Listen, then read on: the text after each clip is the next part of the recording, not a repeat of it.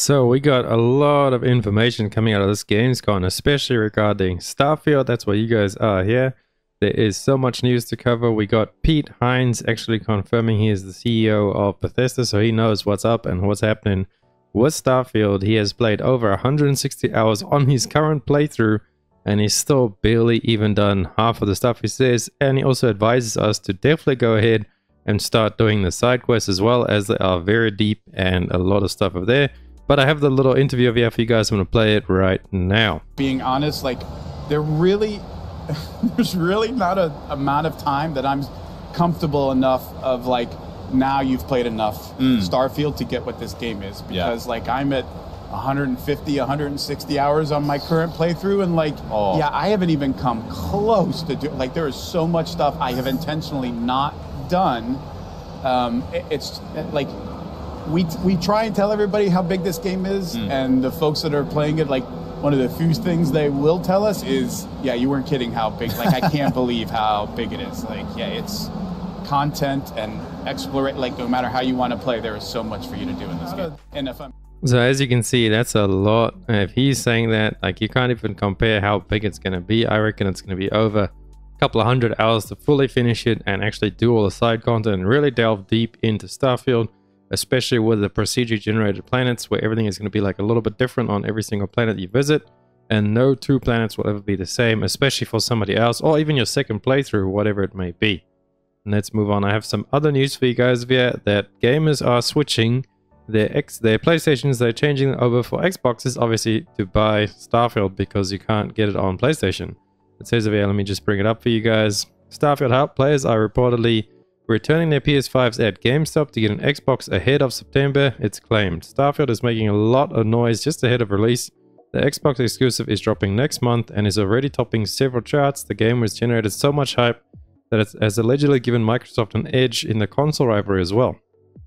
Honestly, this is pretty funny to see that a lot of PlayStation people are actually taking the console in, training for an Xbox just because of the hype surrounding Starfield. So I would say Starfield is hitting the hype meter pretty hard. And I actually have another one for you guys over here. I saw this funny post over here on Twitter where the guy's girlfriend was actually going to trade it back in, her PlayStation for an Xbox so she could play.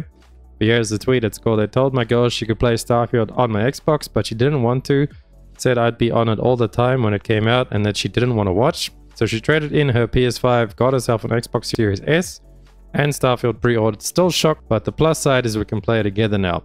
So that's pretty funny over there, that people are actually really changing them in, and it's not just like, you know, media blowing it up. As well as, look at this, we have over 250,000 voice lines in Starfield. You can actually see the comparison over there with Skyrim, over 60,000. This is like dialogue lines. That's going to be a lot of talking, so there's going to be a lot of story, and I believe those side quests, like Pete Hines was saying, is you definitely want to go into those and delve into the side content in Starfield, as I bet like a quarter of that would probably be the main story, and the rest is all just going to be the world building and the cities and everything. So that is massive. That is insane how many voice lines are in there. See who can actually make it through and see all these voice lines through in one playthrough. I commend you. Chuck down below in the comments what you guys think of that, if you're going to go and listen through everything, or if you're like me that put subtitles on and kind of skims through everything. But I kind of don't want to do that this time around in Starfield. I'm going to keep it cool. I'm going to listen to everything because the voice acting and everything looks really good. And then we have one of yes, Phil Spencer confirms the current Starfield build isn't final. Todd Howard mentions ongoing tweaks, hinting at a possible day one launch or window patch. So yeah, we do have the possible day one patch coming as well over here. Todd Howard confirming it kind of in his little interview.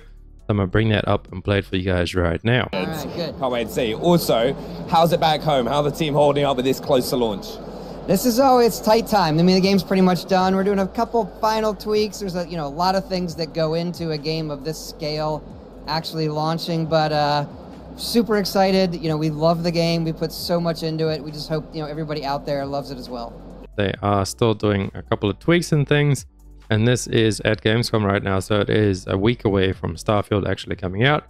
So I expect it to be a day one patch. And then last but not least over here, I thought I'd add this one in for you guys, at that Todd Howard's first Gamescom was actually this year, and he said that if he was going to come, it would be for Starfield. So Todd Howard himself, the man, the myth, the legend, has said it, that this is the first Gamescom he's ever attended. I found that pretty interesting because I know he's a a big time developer. I mean, he's head of Bethesda Games, and they've got like Fallout, Oblivion, Morrowind, Skyrim, everything. They go way back, like before I was even, you know, when I was like a kid, I was playing all their games and stuff, and this just dates back. And I'm not sure how long Gamescom has actually been a thing, but I know it's been quite a while. And for him to really show up to this one as the first one, I think that's a good sign for us that he's really confident in Starfield and all the work and stuff they have actually put into it and the polish in this game. But that is it for this news and updates video. I will keep you guys updated as I learn more stuff in the coming days at Gamescom going on. So stay tuned to the channel. If you go ahead and hit that subscribe button, it means the world to me. It keeps you updated on everything Augustine and Starfield.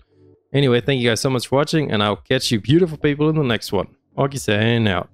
Run free and dive into the sky. Hear the wind crying